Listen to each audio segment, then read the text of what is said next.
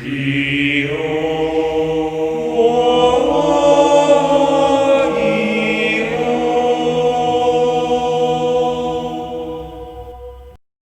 morning, YouTube, and today I have for you my first place locals B.E.S deck profile. I'll get into the the behind the scenes of the first place thing at the end of it, but I'll just hop into the deck.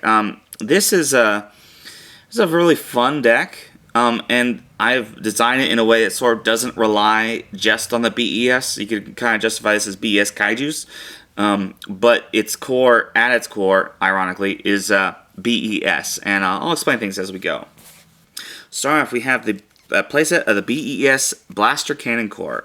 Nice, a special summonable, even if you have one, if your opponent controls any more monsters than you do, so you can already have a monster in the field, and you can special summon it out, which definitely adds some nice little consistency to the deck. They all have counters, and they can protect themselves as long as they have counters, so it can really grind, especially with the field spell being so essential to this deck. But Blaster Cannon Core was a really nice addition and allows you to extend even further when you use your extra deck.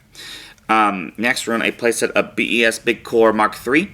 Mark III is a free special summon whenever he's brought out, which is nice. He has to be brought in on defense, but the field spell allows him to be special summoned without that, and it allows you to be the highest attack monster, which can get over, Dragoons or anything that's 3,000 or lower with the field spell. So it's nice to run a playset of that.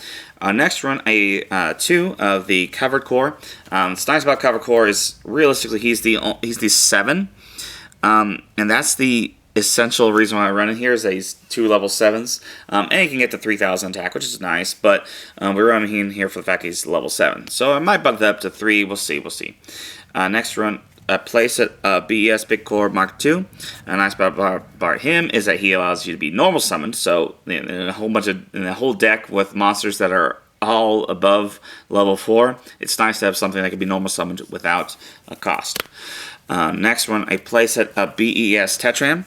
Nice part about Tetran is that he is back row removal, and in a deck that kind of is really can be fragile to some back row, it's nice to have that as an option in the deck. Next, run 2 of B.E.S Crystal Core.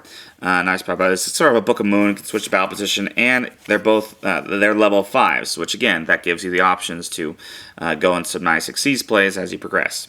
That is it for the B.E.S portion. We don't run Big Core in the deck, and we could probably bump and adjust those ratios as you see fit.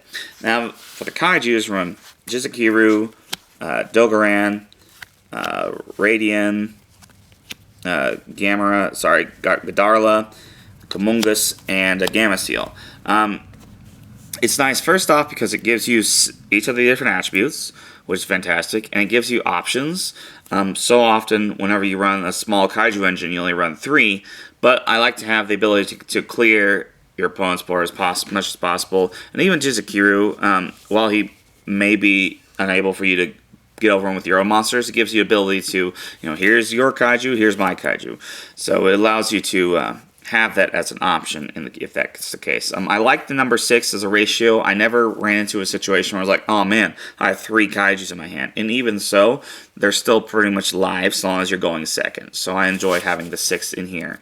You could definitely adjust that ratio, but I like that as is. And rounding up our monster lineup, we run 1 Planet Pathfinder because the field spell is very essential in this deck. Definitely, if you want to, you can bump this up to 2 or 3, but I kind of like it here as 1. It did me pretty darn well just as is. Next, run a playset of B.E.S Zelos. Probably the best card in the deck. It gives you the ability to add a boss rush, which we'll get to in a moment. All B.E.S monsters gain 500 attack and defense. Your opponent can target them with the card effects, and they cannot be destroyed by your opponent's card effects. Once per turn, you can special summon B.E.S and then throw a counter on it. Because they all revolve around having counters, otherwise they blow up, which isn't actually that bad with the boss rush, but it's the ability to special summon any monster in your deck and have that attack boost and search card. Like, this is one of the best designed field spells, just for not one of the best designed decks. So really, when they realistically made this card, this is the best thing in terms of legacy support that they ever created, in my opinion. Next, run a playset of Boss Rush. Boss Rush, at the end phase of a turn, B.E.S monster is destroyed. You can special summon one from your deck. Now this is stackable, so if you have 2 or 3 on the field, you can special summon up to that amount, even if just one is destroyed. And this allows you to potentially extend for like your later turns, because realistically, if you have your Zelos and you have Cannon Core, you know, it's going to be 3,500 Defender, and then the next turn you can go into your Xyz plays of the True King of all Calamities. So I like running this at 3. A lot of people would disagree with that ratio, but I enjoy it, and it never really came up as a dead draw in my matches. Next, we're going to play set Interrupted Kaiju Slumber. Since we run 6 Kaijus, it's definitely alright to run the playset 3. If you bump down the Kaijus, well, you know, take off one. And you banish it from graveyard, allows you to search for the deck. It's board clearance, board wipes. If you notice, that's kind of the main key gimmick of this deck, is to clear your opponent's board and kind of punch for game. Because they're all really, really big monsters, so why not run something that can get rid of that and make it easier? Next, speaking of board clearance, we run Super Polys. Nice part about Super Polys and Kaijus is they're unchainable. Like, they can bring stuff that prevents you from activating these in the first place, but they're unchainable, and so having that as a, you know, the next speed spell 4, as they call it, to be able to just clear your opponent's fields and then push for your own monsters is so nice. And in a deck that has that kind of room, it's really nice to run in there. So I run that as a playset.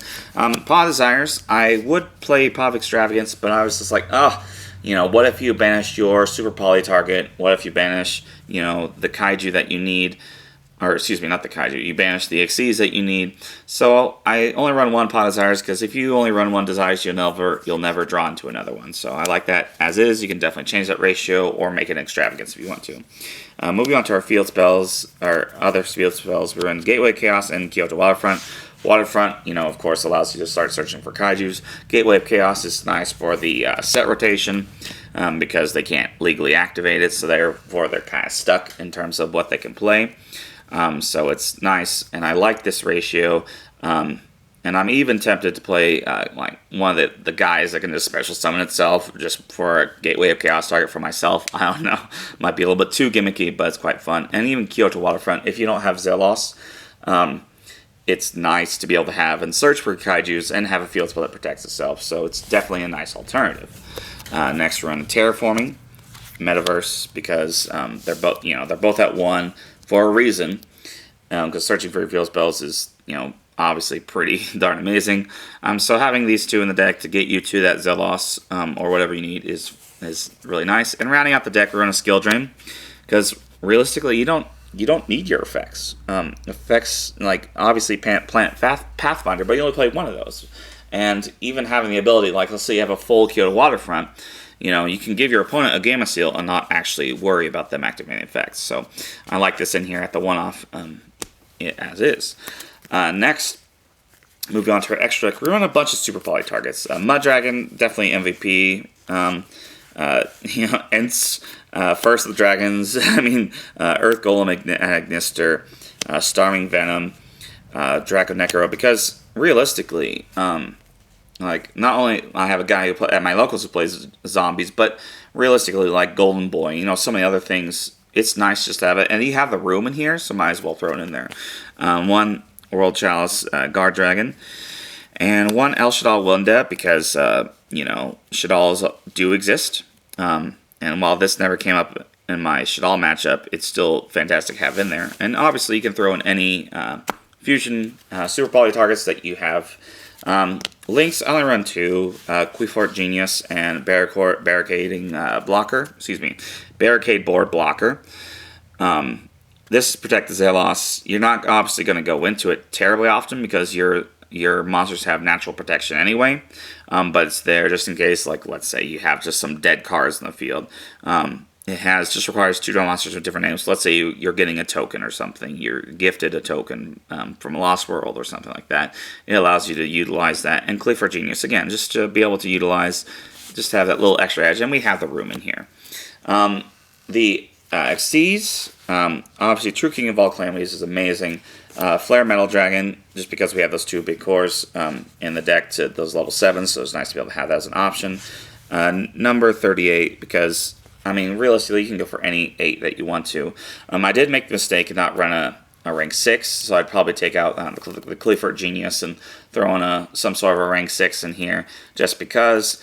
And then Cyber Dragon Infinity and Cyber Dragon Nova, because you have the option to go into all of these monsters are there, so might as well use them, right?